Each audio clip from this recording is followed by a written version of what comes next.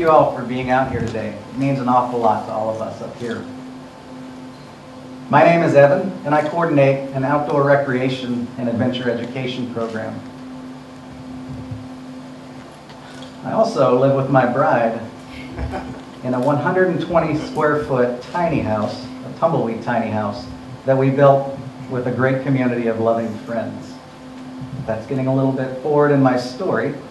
And this story, the more I reflect on it, feels an awful lot like a coming-of-age story. I feel I can likely trace my appreciation for the outdoors to a childhood on the Oregon coast, many times spent playing outside. It was my early college career, however, that allowed me to discover backcountry travel and wilderness experiences. And with those experiences came a whole brave new world.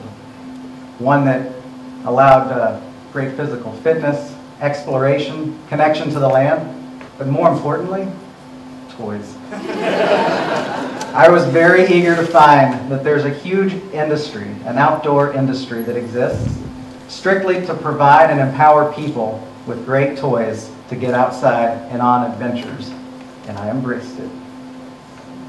I have, as funding allows, bought fancy backpacks, waterproof boots. I've purchased high-tech shirts, high-tech pants with legs that come off. I've purchased high-tech undies, jackets, anything you can imagine to keep you comfortable in the outdoors. I have purchased, over time, tiny stoves that I can carry into the backcountry and cook gourmet meals. I've purchased a water pouch with a tube that comes over my back so I can take a sip of water anytime I need. I've got GPS units that allow me never to get lost as long as the batteries don't run out. But rest assured, there's also a nice solar panel you can purchase that allows you to charge all of those gadgets. There's even a lightsaber you can stick in a bottle of water and kill all the nasty things that live in there. There are all kinds of things that you can buy that allow you to take all of the creature comforts of home into the backcountry. And I've taken them there. I've enjoyed all kinds of really refreshing experiences, many adventure trips over the years. And how I prepare for them is a lot of fun. I go into my gear room and I bring all these armloads of toys out and I dump them on the floor of the living room. And much like an old-fashioned schoolyard pick, I'll slowly decide what's coming with me on this journey. And over the years, something that I've found interesting is how that pick happens. The longer I spend time traveling, the more I realize that I become more selective in what makes the cut, what gets into that backpack. And even more interesting, the less that I bring with me, the more I find that I enjoy my time in the woods. I'm reminded by a story that essayist Sigrid Olsen, a canoe guide and an advocate for wilderness in the Boundary Waters Canoe Area Wilderness. I'm reminded of a story that he shares talking about bringing a group of city folk into the woods. And in the first couple of days of their trips, he notices that as they paddle along, they often spend a lot of time looking down at their wristwatches. And he can see lines of worry form on their face, almost as if all of the things waiting for them back home in the front country are staring back out from that watch.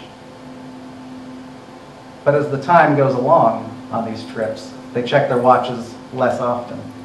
And he starts to see a wave of relaxation wash over them as they sink into the timelessness of being in the outdoors. I've seen that myself and people that I've been fortunate enough to spend time leading into the outdoors.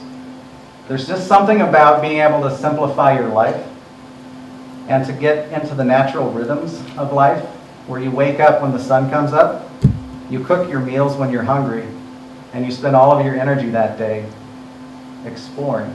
There's something very powerful about that. And I invite all of you for just a moment to close your eyes and go to a time when you've been outside in the fresh air and perhaps you've experienced that moment of timelessness yourself. Henry Thoreau wrote about it a bit. And one thing I really like in the message that he shared with us is he went to the woods to live deliberately. Oftentimes when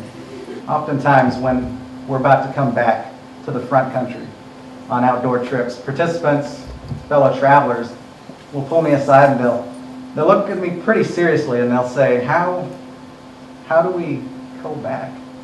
How do we go back to our front country life and hold on to the things that we've learned, the connections we've made with one another, the connections we've made to the land? How do we hold on to that when we go home? I think I've found one way to do that, and this is where it gets weird. My bride and I built a tiny house. We live in it. It's a house. Granted, it's 120 square feet. It's about 8 feet wide, maybe 20 feet long if you're being liberal about it. But we have all the creature comforts we need. We have the great room. It's what we call our living room. We have a kitchen with 8 feet of counter space. We have a bathroom with a shower. We have a sleeping loft with a full-size bed. Really, the only thing we've given up is all the space in between the usable space of all the other houses we've had. We just simply took all the places that we use and live in and condensed them down into one space. We built this house with traditional stick frame techniques. It's a normal house on a car hauler trailer. And we took every opportunity that we had to use as many natural materials as possible. Time spent in the outdoors, you kind of start thinking about the impacts you have on the land, the water, the resources. We insulated with sheep's wool, which is pretty weird, but also really cool. We used cork floor, but we do have limited space. When you realize that you're about to live in something the size of a parking space, it can be a little stressful. So what we did, we took everything we owned and we spread it out on our living room floor, like a big garage sale. And we walked through and we took deliberate account of every one of our possessions, and we had a schoolyard pick. We decided what things are going to serve multiple purposes. What things do we need? What things do we have that do the same thing that all the other things we have do? And we pared down to just the simple tools that we needed to live a comfortable lifestyle. I think we might have found one answer to how do you transfer that intentionality that backcountry travel allows into your front country life. We built a backpack for our lives. Thank you, and you all.